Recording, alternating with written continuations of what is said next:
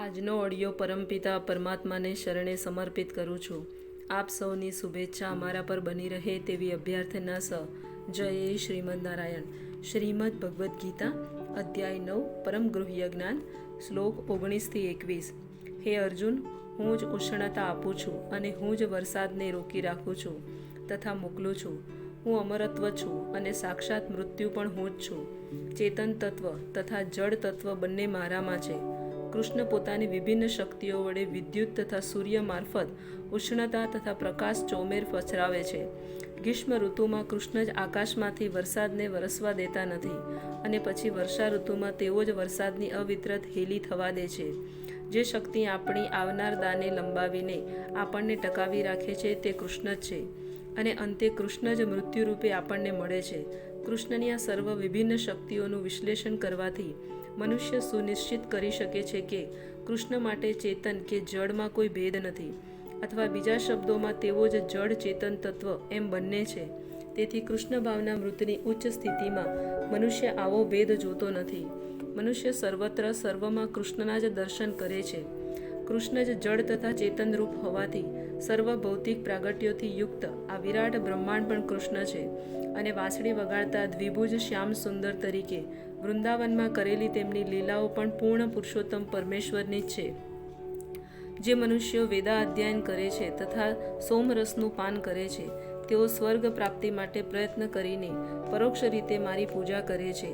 તેઓ પાપ કર્મોમાંથી મુક્ત થઈને પુણ્યમય સ્વર્ગીય ઇન્દ્રિયલોકમાં જન્મ લે છે, જ્યાં તેઓ દેવ જેવો આનંદ ભોગવે છે. ત્રૈવિધ્ય શબ્દ સામ, યજુર તથા ઋગ્વેદનો નિર્દેશ કરે છે. જે બ્રાહ્મણે આ ત્રણેય વેદોનું અધ્યયન કર્યું હોય છે તે ત્રિવેદી કહેવાય છે. જે મનુષ્ય આ ત્રણેય વેદોમાંથી મળતા જ્ઞાન સાથે સંકળાયેલો હોય છે તેનો સમાજમાં આદર થાય છે. દુર્ભાગ્ય વેદોના એવા અનેક પંડિતો છે કે જેઓ વેદોના અધ્યયનના અંતિમ ધ્યેયને જાણતા નથી. તેથી જ કૃષ્ણ અહીં પોતાને ત્રિવેદીઓના અંતિમ ધ્યેય તરીકે ઘોષિત કરે છે. ખરા ત્રિવેદીઓ કૃષ્ણના ચરણ કમળોમાં આશ્રય ગ્રહણ કરે છે અને ભગવાનને પ્રસન્ન કરવા તેમની શુદ્ધ ભક્તિ કરે છે.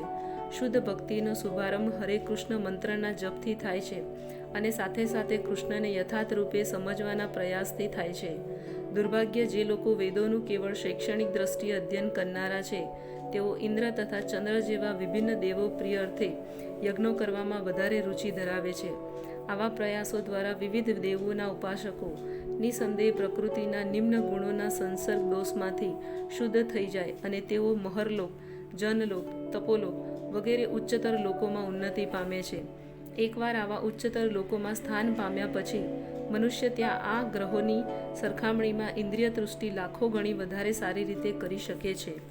એ રીતે જ્યારે તેઓ વિશાળ સ્વર્ગીય ઇન્દ્રિય સુખ ભોગવી લે છે અને તેમના પુણ્ય કર્મોના ફળ પૂરા થઈ જાય છે ત્યારે તેઓ આ મૃત્યુલોકમાં પાછા આવે છે. એ રીતે જે મનુષ્ય ત્રણ વેદોના સિદ્ધાંતોમાં દ્રઢ રહીને ઇન્દ્રિય સુખ પામવા પ્રયત્ન કરે છે તેઓ નિરંતર જન્મ તથા મૃત્યુને પ્રાપ્ત કરતા રહે છે. જે મનુષ્ય સ્વર્ગલોકમાં ઉચ્ચ ગતિ પામે છે તેને દીર્ઘ જીવન તથા ઇન્દ્રિય સુખની શ્રેષ્ઠ સગવડો પ્રાપ્ત થાય છે. તેમ છતાં તેને ત્યાં સદાને માટે રહેવા દેવામાં આવતો નથી. પુણ્ય કર્મોના ફળ પૂરા થયે તેને ફરીથી આ પૃથ્વી પર મોકલવામાં આવે છે.